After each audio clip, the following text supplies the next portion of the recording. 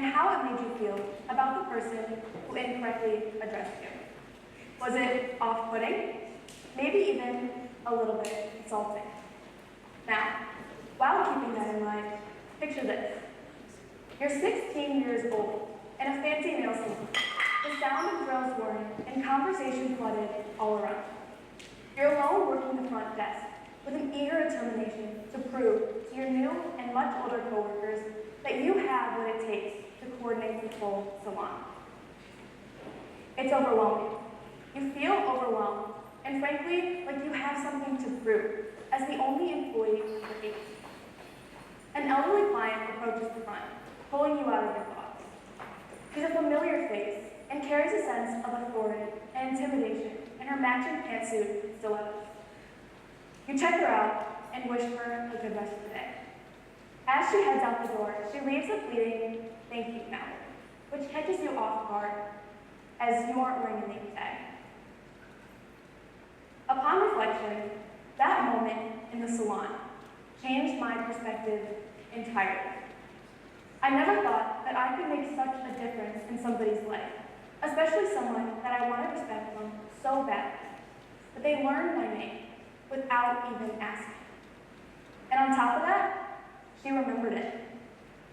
I felt seen in a way I had never before. And that makes complete sense. As humans, we love the sound of our own names. There is nothing as personal or sacred to ourselves than the title that we have identified with since birth. This is consistent in medicine as well. Sorry about that. Doctors often ask patients who have just gone through a traumatic head injury or are suffering from a cognitive disease to repeat their name in order to assess their ability to recall basic information. Names are the very last thing that we forget. Think about that. Even when we don't know anything else, we hold on to who we are. Amazing. In a study done by the National Institute of Health, researchers Dennis Conte and Michael Lewis found that, upon studying brain activation patterns, the mention of one's name activates different parts of our brain, unreachable by other words. Another thing that we love as humans is routine. Nothing is as comforting or familiar as knowing exactly what to expect. And for most of us, that desire manifests, and that there's at least one place where we would be considered a regular. The gas station on the way to work, the supermarket where you get your groceries, even the Wingstop that you eat at after every Friday night football game. These places, though ordinary, become meaningful fixtures in our lives.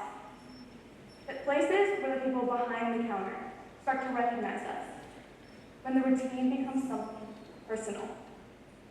Despite the small size of interactions we have at these places, a little bit of effort to remember the cashier's name at Kroger or the hostess at Wingstop can make that special part of their brand light up, causing them to feel recognized in an entirely new way. I know that's how it made me feel. Conversely, when we don't remember somebody's name, it can have a negative effect on our relationships. I see this happening in three main ways. Number one is calling somebody by the wrong name. Number two, completely forgetting somebody's name. And number three, consistently mispronouncing somebody's name.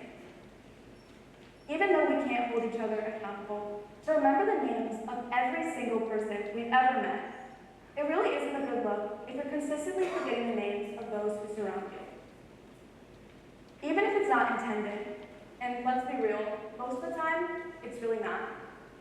Incorrectly addressing a person can inspire feelings of worthlessness and even embarrassment. By a show of hands, how many of you guys in the audience have had that awkward interaction, where maybe a higher up at work or the captain of your sports team confidently calls you by a name that isn't yours? Anyone? Yeah. Do you say something? Do you call them out? No, that would just make the situation worse. But if you don't say anything, and they find out later, well, that's just embarrassing for everyone. So, sure this doesn't happen to you, or at least that you don't cause it to happen to anybody else. Now you might be wondering, Mallory, I understand that names are important, but how am I actually supposed to remember them? I get it. Trust me, I used to be someone that claimed that they were just bad with names as well. So I'm going to share with you my 3 tips on how I remember names to the best of my ability. My first tip, and it might seem a little bit silly, but chant, chant, chant. Chant their name. Now this one only works if you're in private, or else you might look a little bit insane. However, if somebody introduces themselves to you, and you have the opportunity to turn around and chant their name to yourself while remembering their face, do it. Repetition is a way of easily remembering. So why not use it to remember a name, even if you do risk looking a little bit busy. My second tip is to associate the person's name with an object, a family member, or even a celebrity. While this won't work for everyone, because sometimes a name is just a name. If someone introduces themselves to you, and it sparks a connection somewhere in your mind, use that as well. My third and final tip for today is to just practice mindfulness. Go into conversations with the expectation of learning and remembering someone's name. There have been countless times when I've completely missed somebody introducing themselves because I just haven't been paying attention. Intention goes a long way. And if you go into these conversations with the intent of making connections through remembering names, you will be surprised at just how easy and habitual it becomes. All right, let's try something together. I want to prove to you that remembering names is not as difficult as we make it out to be.